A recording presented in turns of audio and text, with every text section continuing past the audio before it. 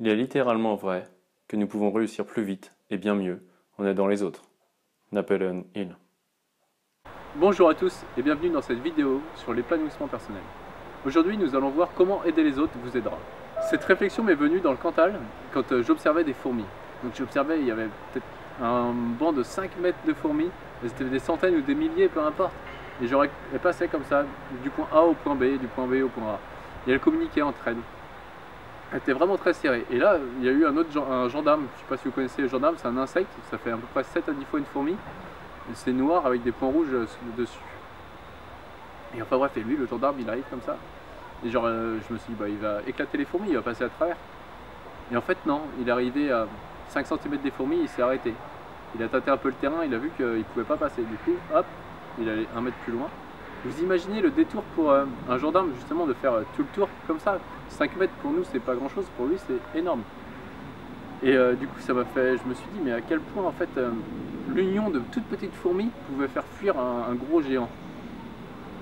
Et ça m'a fait penser, en fait, à une métaphore d'un formateur qui nous avait dit que la Terre, en fait, on était tous les êtres humains des maillons qui étaient reliés entre nous inconsciemment. Et que finalement, avec les pays, les religions, etc., les différences de culture, eh ben, on tendait à nous diviser. Les maillons tendaient à se casser un à un, qui relie tous les êtres humains. Et du coup, il nous disait qu'il fallait qu'on soit solide et sur notre maillon. Et dans une main, un côté de notre maillon, on va notre famille, et dans l'autre, nos amis. Et que c'est cette union qu'il fallait préserver, parce que c'est cette union qui nous donnait une force. Et du coup, je trouvais ça beau, et là, avec les fourmis, je trouvais ça vrai.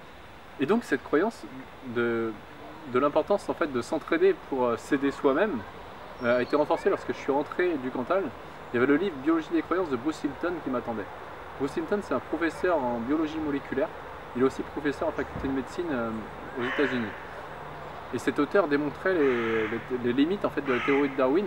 Darwin qui était en train de prôner tout le temps la sélection naturelle, le fait que c'était la loi du plus fort, etc. En fait, et qui tendait un peu à diviser les espèces pour survivre. Bruce Lipton, lui, il a montré le contraire en fait, en disant que voilà, les molécules, donc il y a quelques milliards d'années, les molécules, c'était des molécules unicellulaires, avant d'être comme nous un ensemble de 50 000 milliards de molécules. Et en fait, les molécules, du coup, pour devenir intelligentes, elles allaient grossir, pour prendre plus conscience de leur environnement, elles allaient grossir leur membrane de protéines. Donc c'est ce qui fait l'intelligence de la cellule en fait. Mais sauf que cette membrane de protéines, elle a des limites, c'est comme un ballon de baudruche, vous le gonflez, à un moment il va éclater. Et donc c'est pareil, à un moment elles avaient leurs limites. Et les cellules ont compris qu'en s'assemblant, en regroupant les connaissances de chaque cellule, et finalement elles allaient être plus productives et elles allaient être plus intelligentes de leur environnement. Et en étant plus intelligentes de leur environnement, elles allaient mieux pouvoir s'adapter. Les cellules comme ça, en se regroupant, après elles se sont spécifiées. Et en spécifiant, elles ont économisé de l'énergie. Ça veut dire qu'il y a eu une branche de cellules qui a dit bon, nous on va faire le sang, l'autre la digestion, l'autre qui va gérer la température, le cerveau, etc. Et donc on a des spécificités. Et c'est ce qu'on retrouve aussi dans le travail à la chaîne. Si vous mettez un seul homme à faire une voiture, il va mettre 3 semaines. Si vous mettez un ensemble d'hommes à faire une tâche bien spécifique, ils vont mettre 1 heure pour sortir une voiture.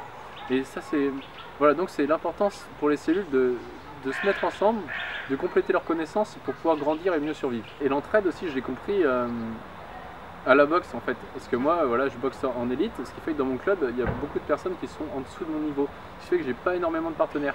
Du coup, j'ai 2 solutions. Soit ils servent de sparring, je les frite et ils reviennent pas s'entraîner avec moi.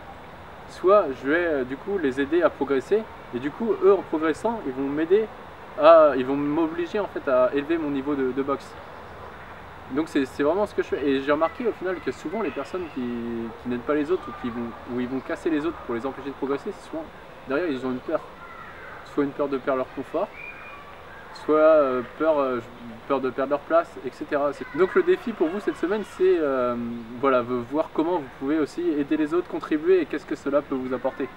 Mais lorsque vous aidez quelqu'un, aidez-le gratuitement, attendez rien en retour. En tout cas, merci pour votre attention, votre bienveillance dans vos commentaires. De continuer de me dire ce qui vous plaît, ce qui vous plaît un peu moins, ce que vous voudriez aborder, que je puisse continuer à faire des vidéos comme cela. Et en tout cas, je vous remercie, je vous dis à la semaine prochaine pour une prochaine vidéo.